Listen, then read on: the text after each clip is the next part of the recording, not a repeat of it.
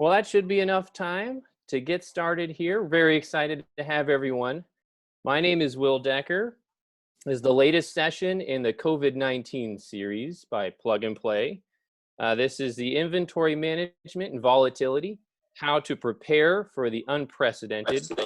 It's brought to you by Plug and Play and Intern. Make sure you visit Plug and Play Tech Center for all of our COVID-19 related events. And Intern just announced a partnership with SAP. Find more about that in their latest press release. Monitoring the Q&A throughout the session, taking questions when we're able to. You can find that on your Zoom menu bar down below. We have Tanya also joining us, who's a Ventures Associate for Brand and Retail, to help answer any startup-related questions. We also have Colleen, Karis, and Kirsten, who are account managers for our corporate partners who helped sponsor and set up this event. So today, we are, each of us, changing our lives and making incredible sacrifices because of COVID-19. Every industry and every part of our lives has been impacted. Today, we're going to discuss the retail industry and specifically inventory. What happens when you have a retail economy built around stores, malls, and fulfillment centers, getting goods from manufacturers to the consumers, and then those stores are closed? Or the stores have to handle unprecedented demand for essential goods. What happens when your e-commerce capabilities are stress tested in times like today? And how do you manage inventory volatility of all these goods?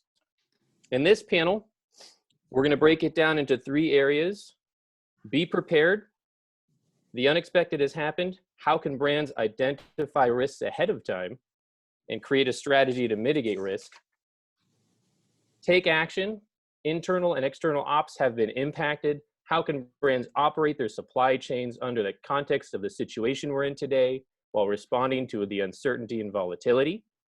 And three, post-COVID, the curve is flattening. How can companies emerge stronger from this crisis?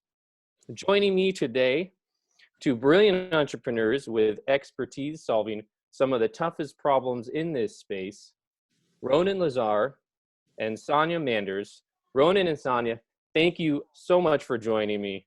I would love to give it over to you to please spend a short time introducing yourself, your current role, what you're solving, and perhaps share with us one of your most recent purchases and what that experience was like. Good morning. I guess I'll take the first response. So, Ronan Lazar, co-founder and CEO of Intern. We're the only enterprise solution to provide a system of record for companies to optimize their slow-moving and excess inventory. Our approach is by streamlining the workflows, the platform enables brands and retailers to gain efficiencies, improve margins, and recover cash faster, all while ensuring channel protection.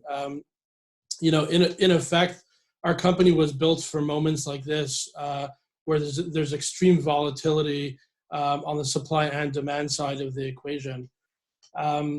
It's an interesting question in terms of, example of, what I recently purchased. It's been generally a challenging time, although thankfully everyone's healthy. We've had a furnace that had to be replaced, and so that was challenging. My 2-year-old daughter broke her leg.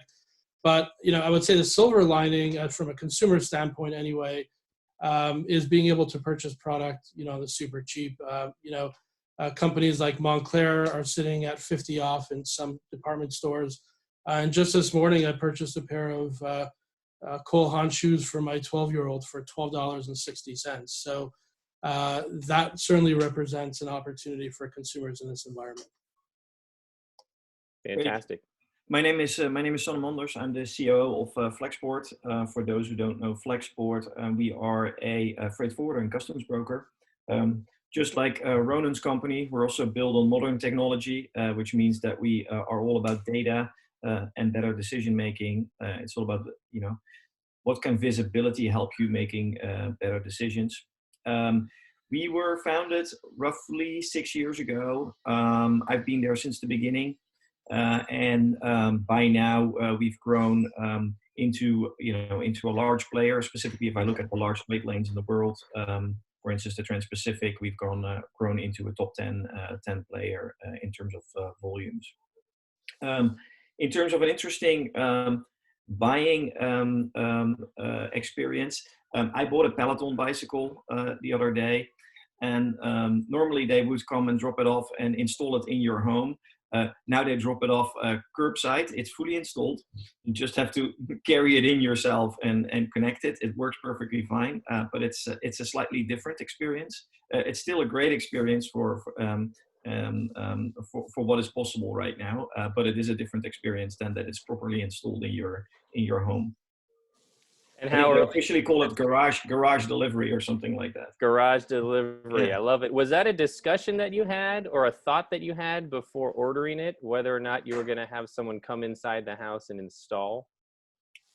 No, they made it very clear. Did. Yep. Of course, because that's those are the rules right now, and I was totally fine with it because I also want to work out and move while being at home.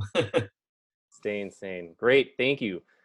So the first question I have for you both on the topic is just explaining some of the differences you're seeing today between the essential consumer goods, food, hygiene, other categories, and some non-essentials like specialty and fashion categories. Ronan, you mentioned briefly right now, and how they're responding to the current crisis.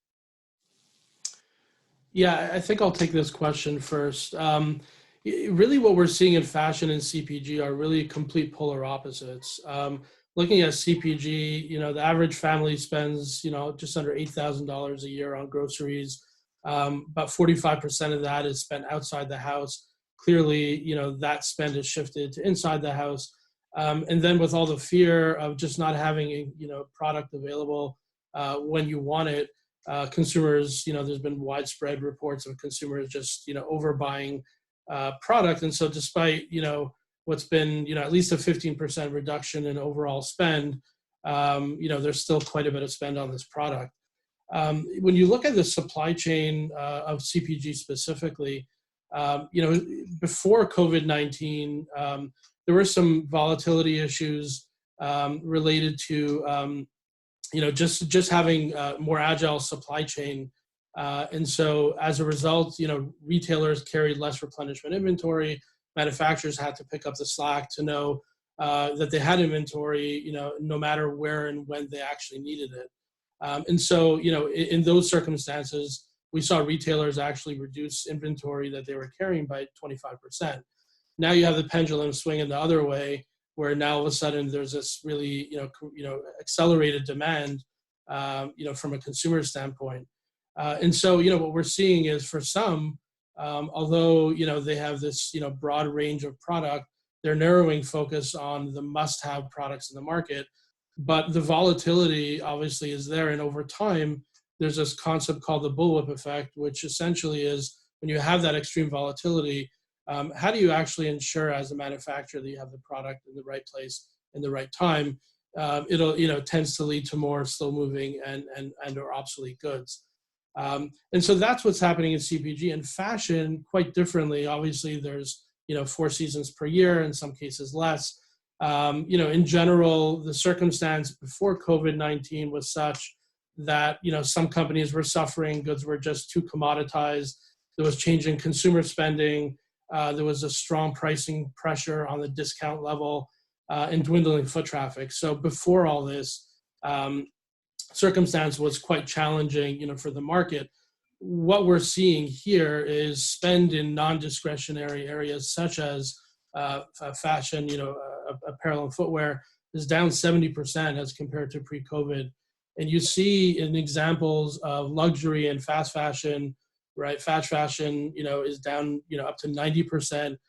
Luxury from Q1 alone has over $125 billion of product that's unsold. Right. So the question is, where do folks, where do companies go from here? And it seems to be that the more mainstream the brand, and it seems to be that the more, innovative they've been in the past and the more set they are with digital readiness and just e-commerce infrastructure, the better they're faring through all this. The real challenge is once you sort of satisfy the supply aspect, you still need the demand to come back to the table.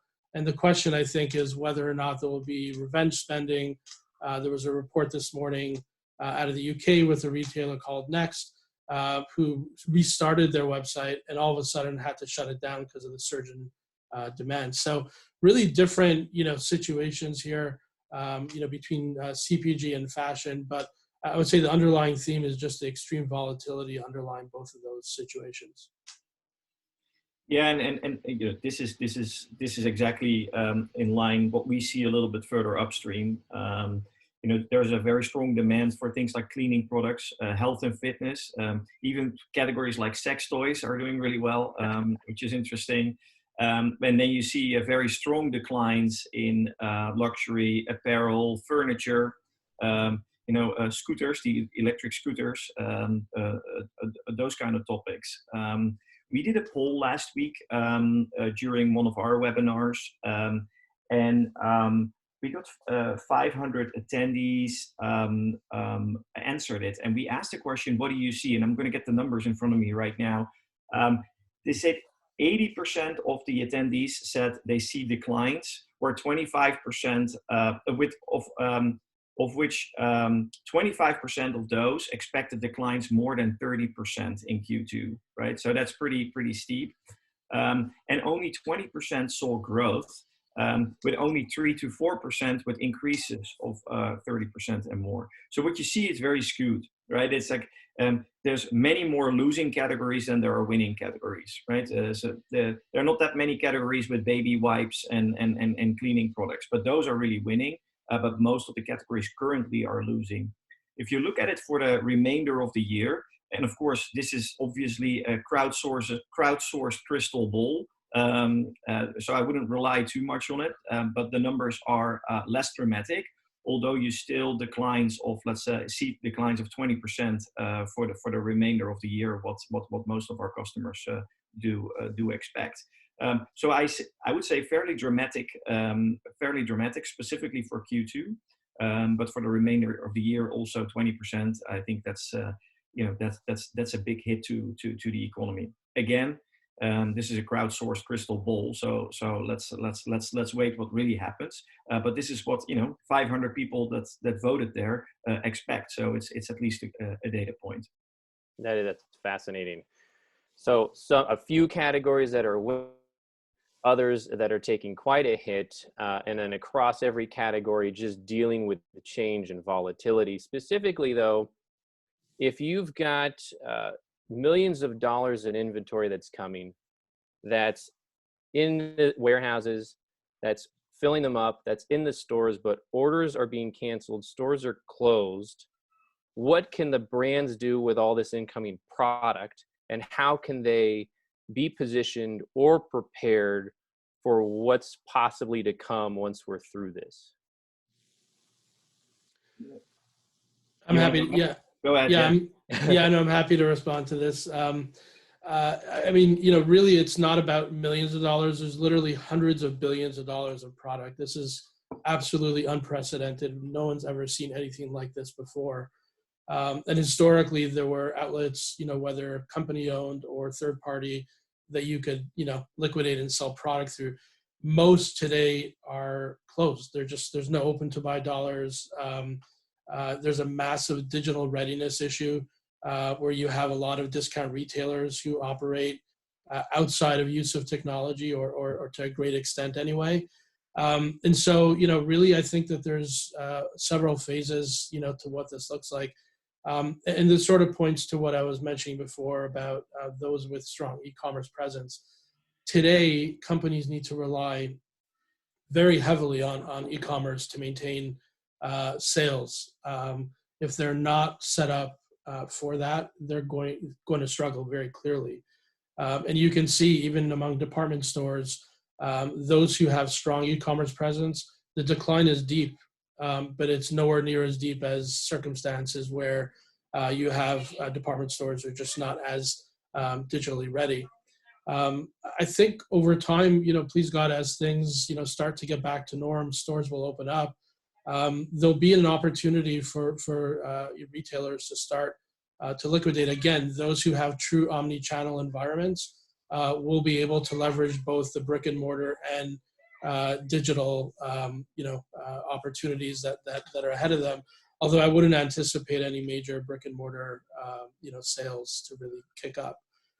So I think really from our perspective today, it's e-commerce. I think over time, as things start to open, the off-price market will reopen, and then it becomes a question of brand, price, what takes priority. Yeah, and what's very interesting at this moment in time is that because of Chinese New Year and COVID starting in China, closing down the factories while still having all these purchase orders that were, ordered by overseas buyers. You see actually that a lot of the goods that were supposed to ship, let's say the second half of February, were starting to ship in the second half of March, right? The suppliers in China were up and running by the end of March, right? Roughly again. Not all of them, but let's say 90% was up and running by the end of March again. Which means that they started shipping out 4 weeks later. So all that inventory is still on the water and is now actually coming into the country. So we actually see a lot of movement of goods coming into the country right now. Well, all the stores are closed, so people are scrambling for warehousing.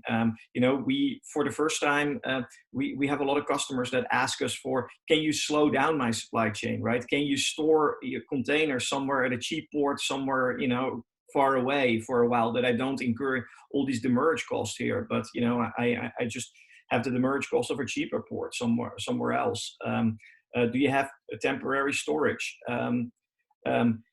Those are all possibilities, and we're working actively with customers to do that.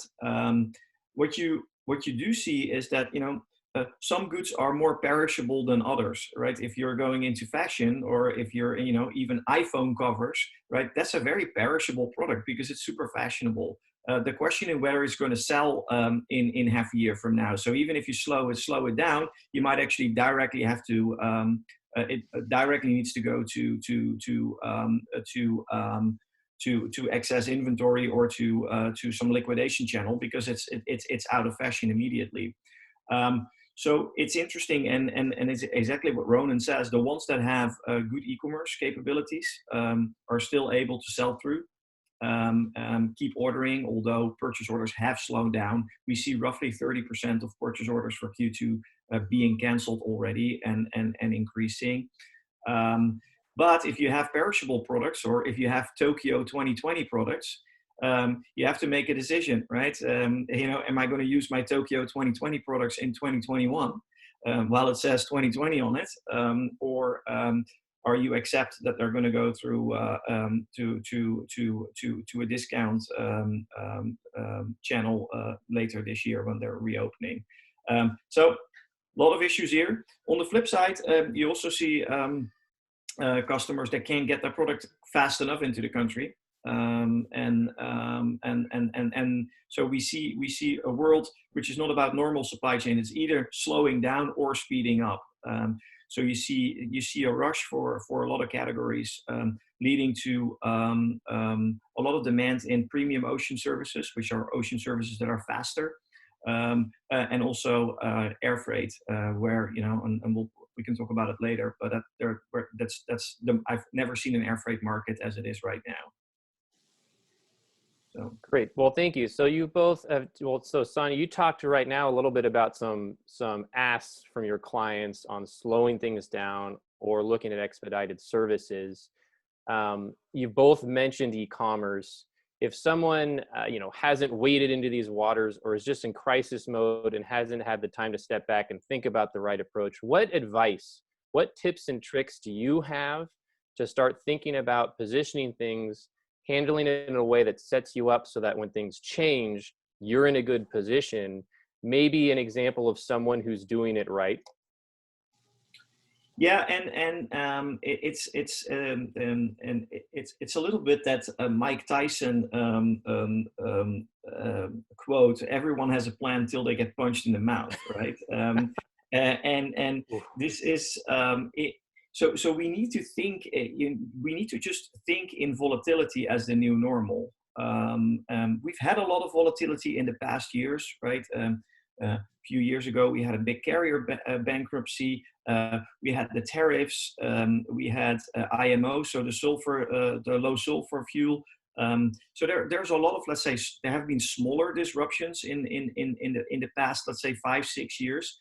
This is a big one, but there is much more volatility. And what do you need to do in this case? We advise basically to look at three different things. Number one is redundancy, right? You have to build in some redundancy, whether that's in your stock. As Ronan already mentioned, a lot of retailers have gone to just-in-time supply chains. Well, if you have a product that now flies off the shelf, it's not going to be just-in-time anymore. So you might have to have a little bit of redundancy in stock. You have to have redundancy in supply base, because if a country shuts down, you might be, you want to switch on another country to manufacture your goods.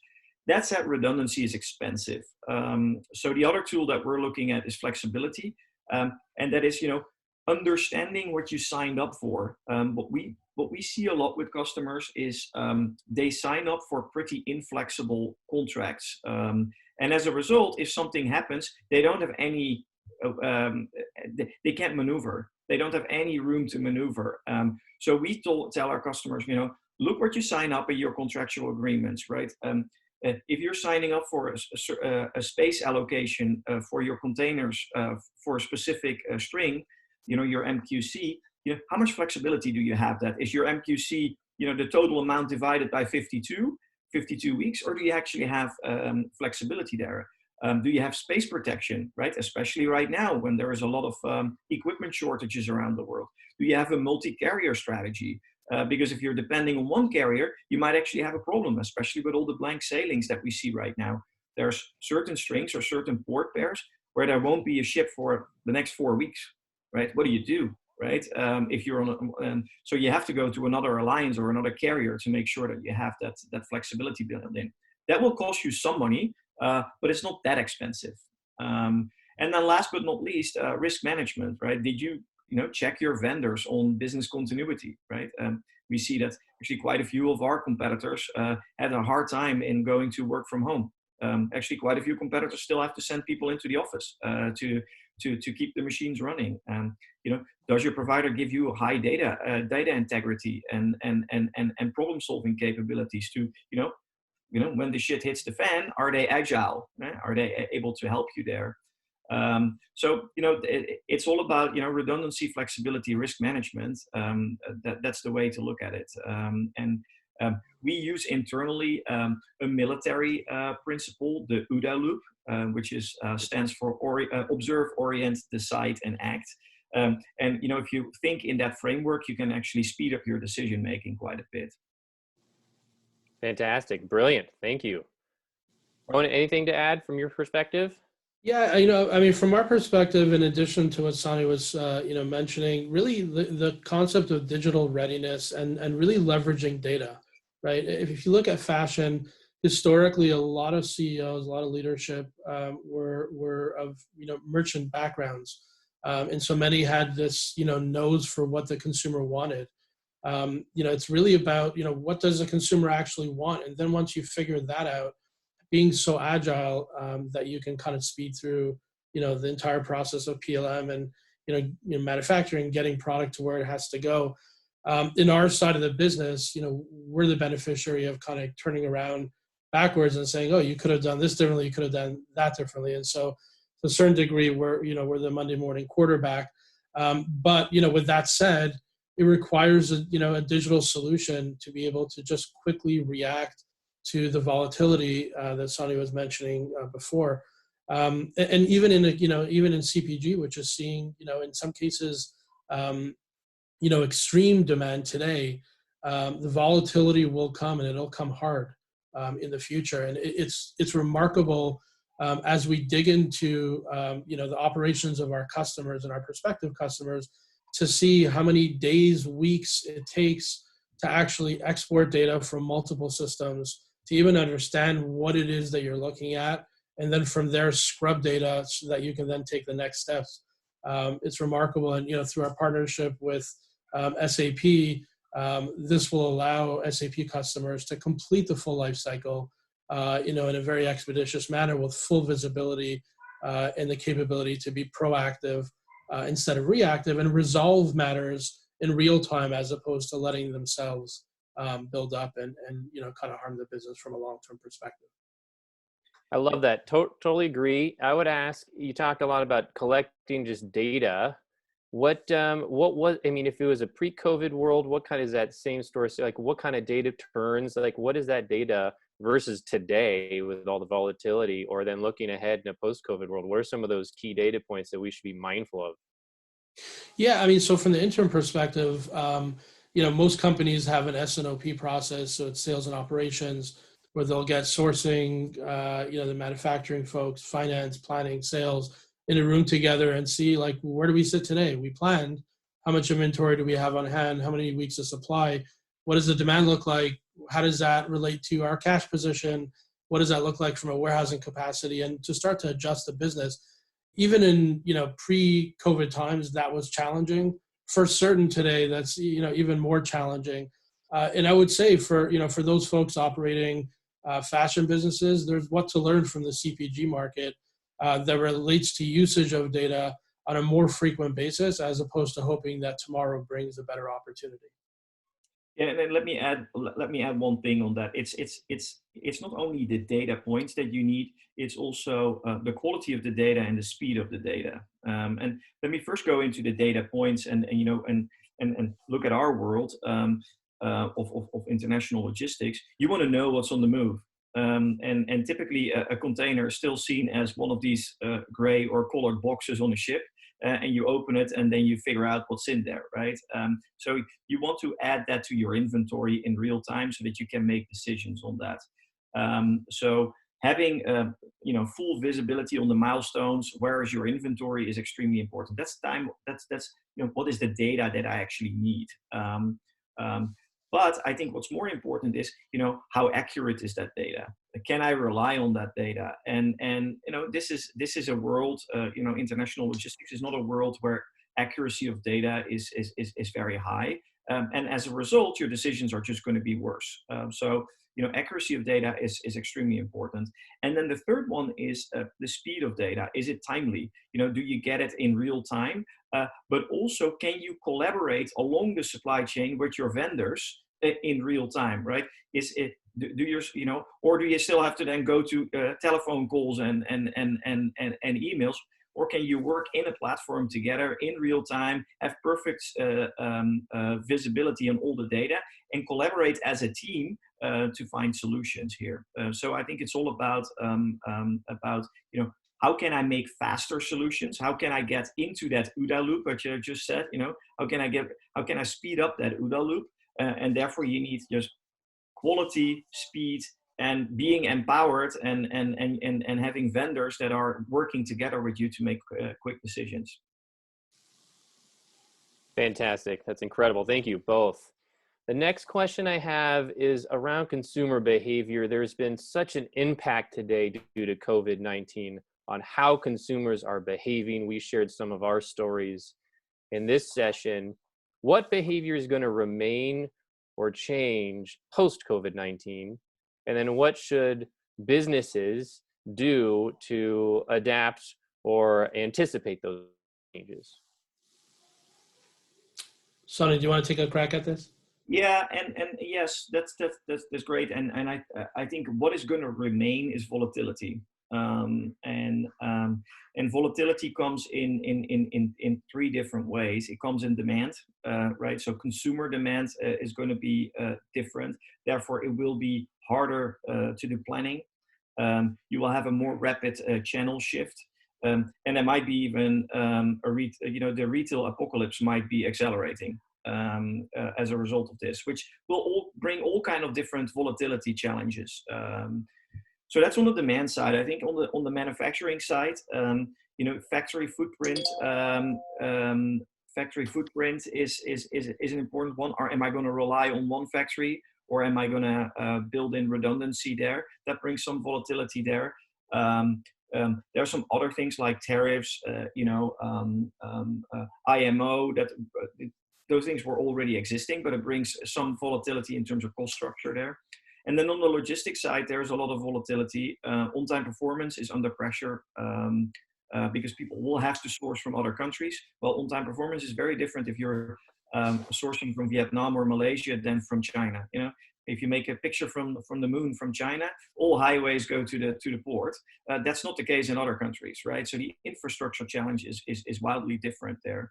On top of that, we see a lot of service cancellations because carriers try to plan for their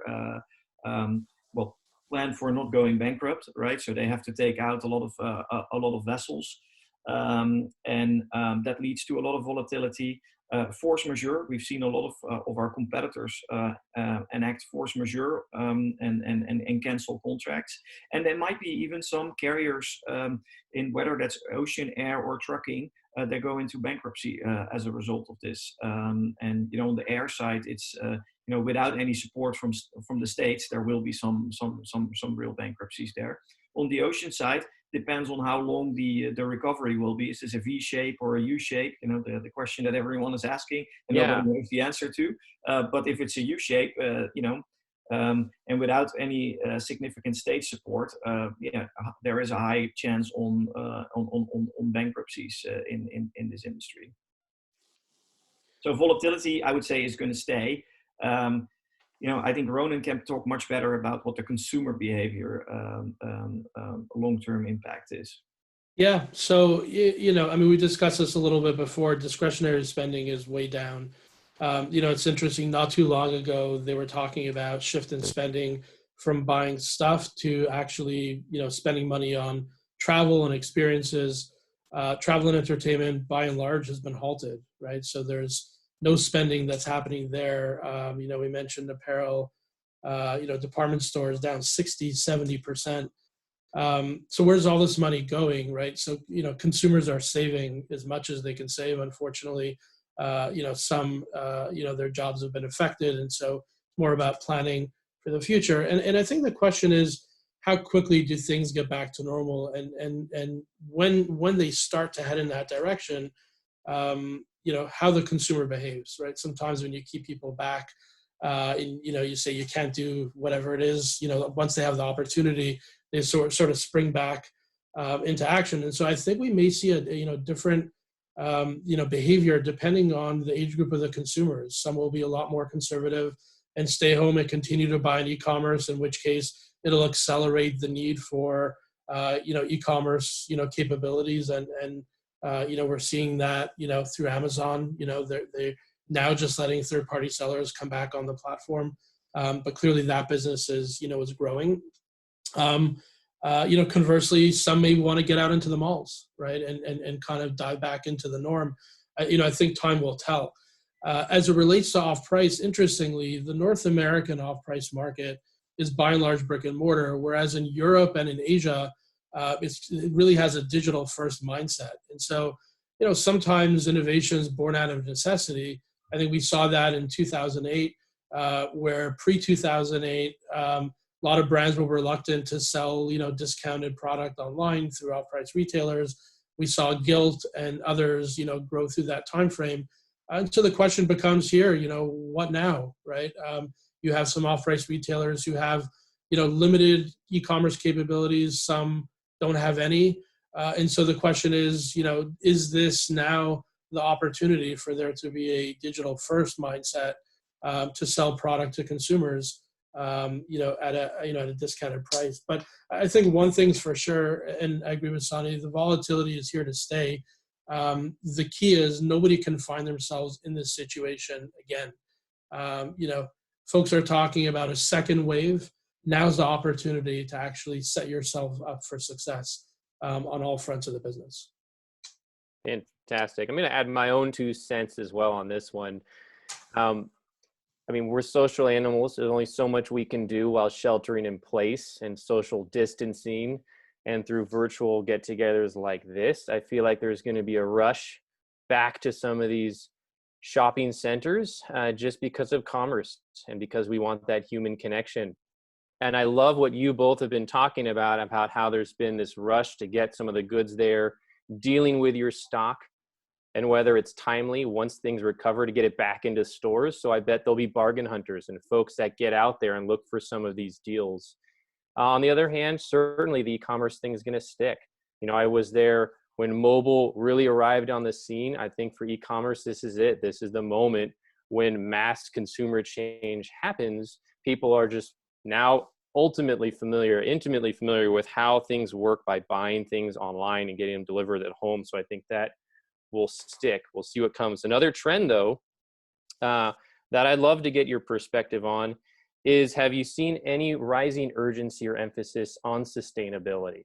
So the circular economy, other types of models that really fit within volatility and changes to your supply chain and goods and the way you go around your model. Have you had any conversations around sustainability? What are your thoughts on that? Yes. So, I mean, from our standpoint, once again, we see a very different perspective among CPG companies as they compare to apparel and footwear folks. CPG folks, by and large, are laser focused still today, even with everything going on in the background, on curbing waste, on making sure that their sustainability goals are met. In some cases, as soon as 2021.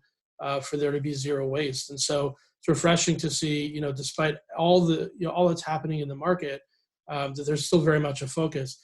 Interestingly, in fashion, before COVID-19, everyone was talking about sustainability and the circular economy. And, I would dare to say that some maybe didn't even know what it actually meant. It just really became a buzzword. We're exploring sustainability measures. What does that actually mean?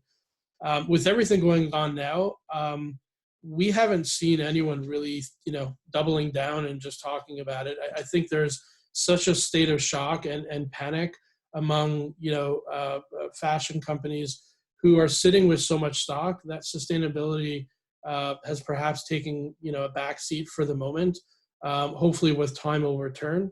And I think, when you look at concepts like just circular economy, type concepts, now with this distancing, and it's not just physical, it's, how long do I have to keep product kind of isolated or clean it before I actually use it? It may actually impact some of these models in a negative manner. But hopefully they find the cure for all this soon, and time will tell how that sort of rolls out. Yeah, and I would fully agree with this. In the end, sustainability is driven by the consumer. The consumer is requiring the brands that they're buying to start thinking about sustainability. We do quite a bit about sustainability through our subsidiary Flexport.org. So we see in the last, let's say, month, we see less in enrollments in our carbon offset program, and that's just because focus is shifting to how do I keep my business alive, and people are working through the chaos right now. So there is less interest right now in sustainability. That said, no one opted out, right? We have quite a loyal customer base there, and so I think that will a lot of brands just have to continue this path. They can't pull back right now. It starts to become part of their brand promise, and consumers do care about it. So what we do see is that there's a bit of a shift in focus, that customers now think a little bit more about, how can I help the world with the COVID relief, rather than how can I help the world with the CO2 relief. So although nobody opted out, we do see more interest in other products through our .org, and for us that's a lot on the PPE side. So a lot of companies donate PPE or donate to our fund to support the logistics of PPE. So we do see much more inflow there. Hopefully, those funds will at some point then get redirected again to sustainability. But sustainability I think is here to stay, because consumers just require it, in there's so much awareness around it right now that I would be surprised if this is going to long term going to decline. I think short term yes, but long term no. Great. Well, then with that perspective, is there anything that we could do now if you are a retailer or brand that would help with the sustainability, activities or efforts to come, right? So if you're doing you guys gave some great advice on some tips and tactics and examples of what to do today to manage a certain situation. Volatility is here to stay. Are there any of those or any extra other ones where if I'm interested in building sustainable capabilities that I should also be considering for today? Yeah, I mean, just one note on that from my perspective, I think what plugs into sustainability is visibility, right? I think you have to actually know precisely what's happening in all parts of your business to put your finger on where these issues are and how to really, solve them. I think sustainability, is something that can be driven from the outset, but it's also something that one needs to be reactive to when the reality settles in. And so I think, for every organization out there, now's the time to really look at, is it time to shift from, having people manually do the same thing in days or weeks that a system can do in minutes or hours, that provides you with the visibility in order to really solve for the sustainability factor. Today, unfortunately, from our perspective, we see a lot of companies, large and small alike, who just don't have that capability in place. And therefore, as a result, they're faced with, not just, waste, but, challenging fire drills consistently. As I said before, sometimes the, situation actually stems innovation. This is, I think, one of these, once in a lifetime situations that can really create this type of opportunity. Yeah, what's interesting here is what you see is because of the risk management, that people are going to get interested in the supplier of their supplier. Where before that was just like, yeah, whatever, right? Out of sight, out of mind. I'm just dealing with my supplier where I'm ordering my purchase orders. Now, all of a sudden, that supplier might actually be hit by their supplier because their supplier is out of business or in a country which is on a lockdown or stuff like that. So people start looking further down the supply chain. And that will also mean that they will start looking further down the supply chain with regards to sustainability. And I think that's a very positive side effect of this. Fantastic. We got a question on our Q&A I wanted to tee up also. It was directed to me. We'll just open it up for all three of us, but it's about consumer behavior again and people returning back to the stores. Just a general question around whether we think those consumers will be hesitant to go to larger format stores and super centers because of the health implications, and would therefore prefer smaller mom and pop stores or smaller locations. And whether they're looking for what types of bargains or discounts folks will be looking for. Are they going to be looking potentially for, quality, a good deal on a quality product? Ronan, you led the call with some opportunities around that, or is it just about quantity, getting as many goods as they can at a steal? Any other thoughts, opinions, perspectives from you guys on that? Yeah, I think from my perspective, people forget quickly. Right. And people get back to the norm and it's part of our,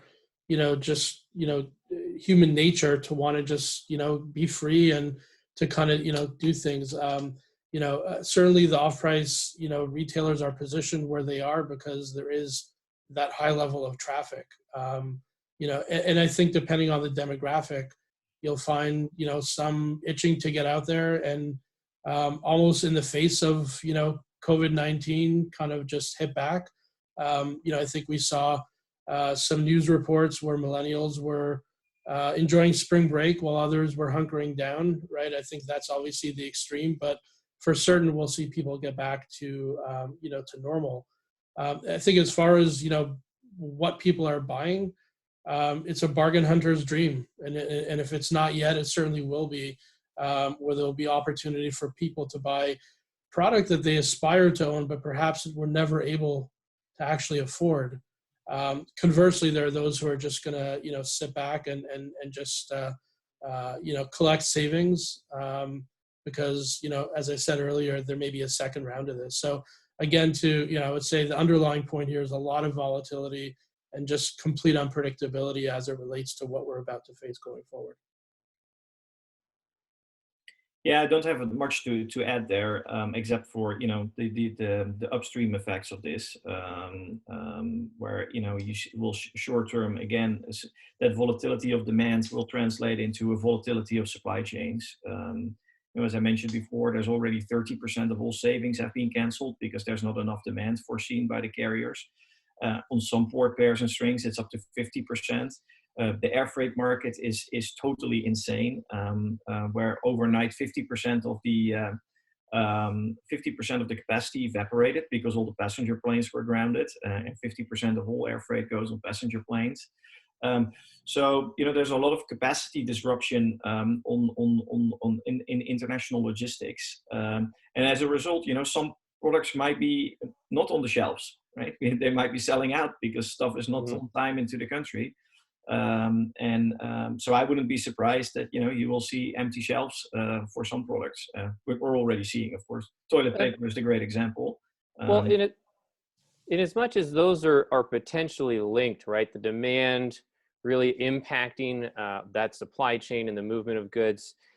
Who handles the volatility the best? Like, which types of your customers manage that? Because if I were to answer this, I might suggest that some of the larger players are better at handling the volatility. As consumers look online, even if they're buying online and using e-commerce, some of the decision point is, when is that product available and when's it going to get to my house? And if you're a larger player and you have more flexibility in your supply chain, maybe you're able to fulfill that demand easier, and that's going to be the ultimate winner here. Are you seeing that there are smaller players that are nimble and able to build flexible solutions within and get the right thing to the right time to their consumers? Yeah, the problem of larger players is very often that their decision-making process is also part of a larger company, which means slow. So smaller players, digital native players that have better data, better real-time data, better visibility on their supply chains, are able to act much faster right now. They're also more vulnerable because they might not have the cash balance to weather the storm. They might not have distribution in the right places, etc. But they will be able to act faster. And so it's too early to say there. We're monitoring our client portfolio really carefully in terms of, let's say, who's doing well and who's not doing well. There's no general trend there, besides what we already said, is the ones that have e-commerce and are good at e-commerce, they suffer less than the ones that are fully based on brick and mortar, of course. That's great. And then if I were to bet, and it's a fascinating issue to monitor, if I were to bet myself, I'd say it would be some of the larger players that do come out some long-term winners here. I feel like, just like Ronan mentioned, where we are creatures of habit, being able to go to one place, there's an allure, and I think there's a general trend of going to these large stores and locations to do a lot of different activities and discover the bargains and really do a lot of different shopping. And that experience, I don't think that goes away. In fact, I think that comes back better than ever. I do hope that small businesses can continue to thrive. I think there's something about going down to your local town and your main street, having that experience, supporting your local businesses. I know a lot of folks now are experiencing their neighborhoods in much different ways, and hopefully that translates to commerce, but we'll just have to see. So the next one here, ongoing conversation that retail has to change to adapt. What learnings do you think retailers and brands are walking away with, and how will that change their approach to the supply chain going forward in terms of getting ahead of a crisis like this, maybe not to this scale, in the future? Yeah, and you know, I think Ronan already said it. People have pretty short memories. um, and I would say especially CFOs have very short memories, and typically go back to the one thing they remember very well, and that's the cost structure. So you know, all this volatility and disruption will lead to either redundancy or flexibility, or you know, or some risk management. So will lead to some, you know, most likely some additional cost or some changes that you have to make to weather the next storm. And you know, although I was very positive in 2015 that people would have learned a lot from the Hanjian failure, yes, they learned in 2016, but in 2017, magically they forgot everything, right? And here we are again, right?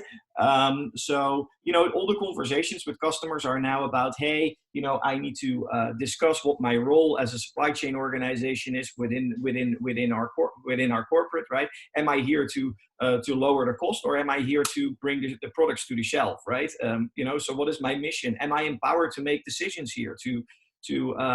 Or do I have to get approval for this from the CFO for every additional expense I do?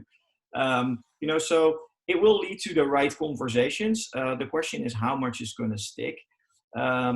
But you know, it would be healthy if logistics teams get at least input into decisions, and sales organizations will get input into decisions, so that you know the planning function becomes much more part of, let's say, how you run supply chains, versus that you know the cost function is the dominant factor there, because that works really well in a steady state world where you know everything is simple and you can manage it on a spreadsheet.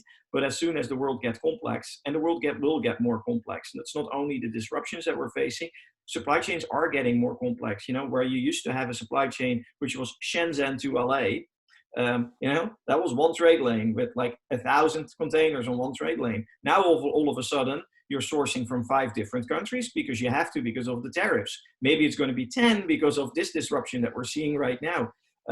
And it's all about one-day delivery these days. So you have to have whatever 20 DCs into the country instead of one central DC in LA. So you're going from, let's say, one trade lane, you're going to whatever, 50. And you know, managing that complexity is not possible on a spreadsheet. You will have to build in some flexibility, because you don't know exactly what your demand is going to do. If Kanye West on the West Coast is all of a sudden wearing your red version of your sneakers, then you know you have to reposition your inventory. So it would be great if sales organizations and planning organizations, or if we learn a little bit more in terms of planning. And that will get a significant input into how you run your logistics. Because otherwise it leads to a lot of excess inventory, which, by the way, I have my colleague here who can solve that problem for you. So in other words, we got you here, but. Fantastic. We do have a couple more questions on the Q&A. One thing was they asked for, so Sana, you hit a great point there around redundancy and flexibility on some of your tips earlier. I think we don't have to repeat it here, but they did want to hear it again. What I'd suggest is, if you're joining us and you've registered and shared your email address, we might reach out with some more messaging or marketing material around the content you had today, and we can try to include things like some highlights from today's session and repeating some of these key points for you. We did get a couple other questions here. One was, you talked about more complex trade lanes from everywhere to everywhere. Have you seen a shift at all in the manufacturing from, you know, far offshore to near shore or onshore? And have you seen things start to be built in North America? And if so, brands that are built on price, can they survive or thrive in that type of an environment? So we don't see a lot of manufacturing moving back to North America. We do see a lot of manufacturing moving. So there is a general trend from China to Southeast Asia. This is a trend which is going on for a very long time already. You know, it's pursuing lower labor costs. The tariffs have accelerated this, and we do see that Latin America is becoming pretty popular. Quite a few stuff is moving from China to Latin America. That said, China is a powerhouse, right? The industrial output, is, even if you double a country like Malaysia, that's a drop in the ocean, right, compared to China. So China will remain an extremely important force here. What we do see as a result of the tariffs is that stuff that is, let's say, more complex is going back to the countries where it came from. Right, so beneficiaries, there are countries like Taiwan, Italy, even Japan, Korea, where things that are less complex, like jeans, stuff like that, they're going to lower cost locations. Keep in mind that if you're going to lower cost locations, those countries can only absorb what they can absorb. They don't have the infrastructures. You don't want to build. You don't want to build your cars in tents, right? As Tesla had to do for a bit. So you have to wait till the industrial base catches up there. I think there will be more customers that now look at diversification because of building redundancy into their supply chain. The question is which countries can actually absorb it right now at the quality levels and at the reliability that you want to. So in that sense, I think the future for China is still very, very bright. They will also shift probably to more advanced products over time. I don't see much coming back to the US, honestly. There's a few customers that we see doing it, but the industrial, it's also a capability that the US gave away already quite a while ago. So to build that capability is not that easy. It might become easier right now. Now, whatever, 16 million people have been laid off. So you all of a sudden have a lot of capacity available in terms of unemployment that can actually work in those factories, where before the unemployment was historically low. So it was very hard to find also workers for factories. Thank you. So time for some closing thoughts. We've got about a minute left. And another question kind of tees it up nicely from the audience here, which is which companies have shown the biggest innovation in supply chain management during this crisis, and specifically any tips for startups? So closing thoughts, if you've got any other closing tips for startups or highlights for any cool innovations you've seen, please, let's hear them. Yeah, so I guess just to close it off, again, where we've seen the most innovation is in areas that are fast moving. For those in fashion, it's time to become a little more fast moving. For those in CPG, the fact that you are fast moving requires really solid infrastructure to be able to operate in an uninterrupted and really sustainable manner. Really, these times spur innovation. If you're a startup and you've got a great platform or a great solution that can really help companies, they're all ears, and they should be in today's environment. Nothing to add here. I think there are a lot of great companies out there, and this is a moment for this is a moment for the new solutions to shine, right? Disruption is in a way for new solutions a moment to shine. It's also pretty tricky for a lot of them because their balance sheets might not support a long-term recession.